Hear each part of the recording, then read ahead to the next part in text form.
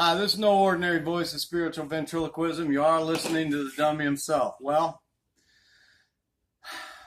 had a good question on Facebook today. Did Satan try to ascend into heaven after Genesis 1:1 or before Genesis 1:1? And I say he did it between Genesis 1:1 and Genesis 1:2. And for several reasons. Because, one, there's a presence of water. Water is not mentioned as being created in the account. Now, I don't want to talk about theological evolution, the gap theory, old earth, young earth. I don't want to get into that. Round earth, flat earth. I don't want to get into any of that right now. What I want to talk about is the Hallel's ascension into heaven. Okay? And a lot of people, and it's been crammed down our throats. Well, let me rephrase that. It's been puked down our throats by Mama Bird Christianity for the last 1,700 years that the Hallel sought to achieve some type of mastery over the Creator, or that he was trying to be equal with Yah. And I basically don't agree with either one of those premises. And I do not agree with those premises for these reasons. One, the first reason is a simple word called protocol. And I've read many different translations, many different accounts, many different versions of the same event. And they all seem to pretty much harmonized, so there's a common thread of facts that are established here. But what is missed is why, okay? And I go back to that word protocol, and I do not believe that Satan wanted mastery over Elohim, over Yahweh. I do not believe he sought equality with Yahweh, maybe in a sense that he could do his own thing. Now that's a whole mouthful right there.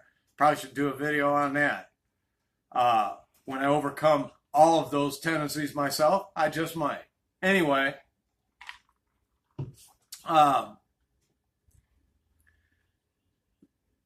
protocol.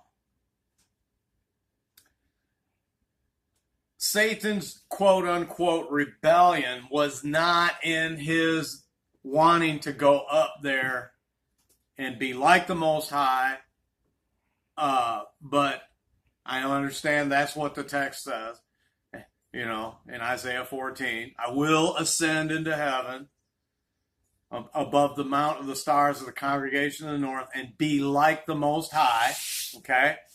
But it wasn't that he had it in his mind. At least I don't think the devil was so stupid, or the Satan was so stupid, that he thought that he could actually replace the Creator.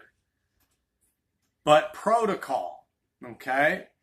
Now, in the book of Job, it tells you that there came a time when all of the sons of Elohim came to present themselves before Elohim, okay? The Creator, Yahweh. Okay? And then it says, and Satan, or in the Hebrew, the Hallel, came and appeared among them or with them. Okay? These are appointed times. According to the book of Psalms, it says that Yah standeth in the congregation of the mighty ones and judges among the Elohims, or the Els. Okay? The lesser Els. Paul rephrases that there are gods many. Okay? The Bible gives us a command to not worship or serve other mighty ones, meaning we're not being told not to do something towards things that don't exist, or persons or personas that don't exist. So the warning is that these mighty ones are there, and actually, whether they're good or evil, they are all part of the divine assembly, and all are subject to appear before Yahweh, and all are going to have to give an account of their stewardship. Okay? Well, anyway, Satan was to appear also with them. And notice this is an appointed time. Moses, after his sons had offered strange fire, or Aaron's sons had offered strange fire before Yahweh, and they were killed, Yah made a declaration. He said, see to it that you do not come to me at all times, but in the time appointed, then you shall appear before me. And that's talking about Yom HaKippurim, or the Day of Atonement. Okay? So, in other words, only once a year was only the high priest allowed to come in before Yah. We say this same protocol in the book of Esther.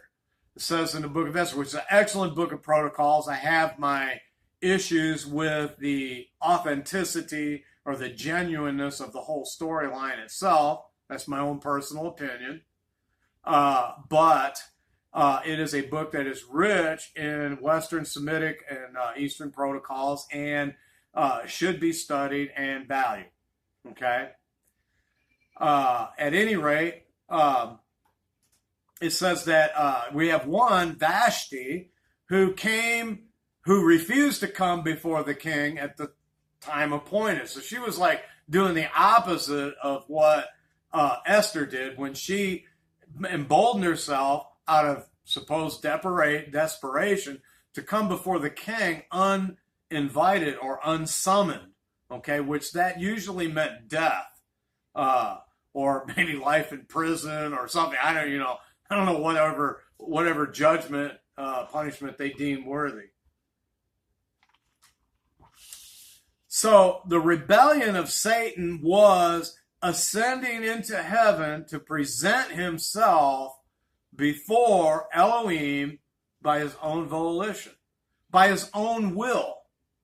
Again, if he's going to tell Aharon, don't come before me at all times, and that only at certain times appointed in the book of Job, and this is mentioned several times, that there was a time that they were all to appear before Yah, and then it says in the Hallel appeared with him.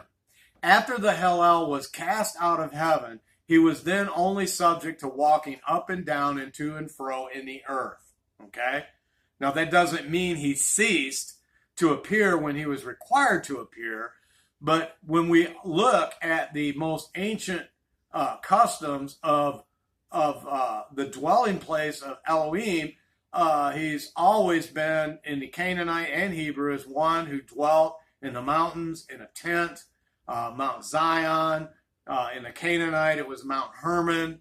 And so he was a lot closer to us, at least at that time, than what we, like he's supposed to be out there in the cosmos somewhere, some physical real estate. But the Bible declares he's not far from any of us. Of course, that doesn't necessarily mean he has physical residence in this Earth's atmosphere, but that he is able to reach out. His arm is stretched out. But anyway, I just wanted to clear that up. The sin of Satan, which brought, I believe, a divine judgment and cataclysm upon the original earth, being that the book of Genesis already declares that water was present without a special act of creation.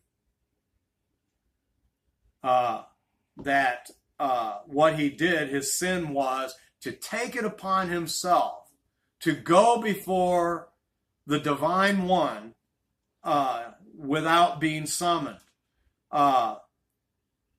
Perhaps we should learn our place in the sum total of all things, even in our own common lives. Paul continues to teach us about, fearing masters that are froward and benevolent or friendly, okay? That we should have respect to potentiates, that we should have respect. Even Michael the archangel would not bring a railing accusation against the Hallel, but said that Yah rebuke you. So anyway, I guess I would call this video, know when you should come before an authority. When to come before Yah. I don't know. It'll be something like that. I'll tag something onto it. Just a few thoughts and observations. I know it counters everything that we've always been taught, but the sin of the Satan was not wanting to usurp the Creator, get rid of him, take over himself, but rather his sin was that if in fact maybe he saw himself as a part of him and therefore felt like somehow he was equal to him, maybe in that respect. So he thought that he could just sashay into the presence of Yah at the time that he chose. The Bible is replete with examples of how that should never be done. Anyway, I hope that you learned or gained some information out of this. It was a very good little discourse I had on Facebook, Brother Israel.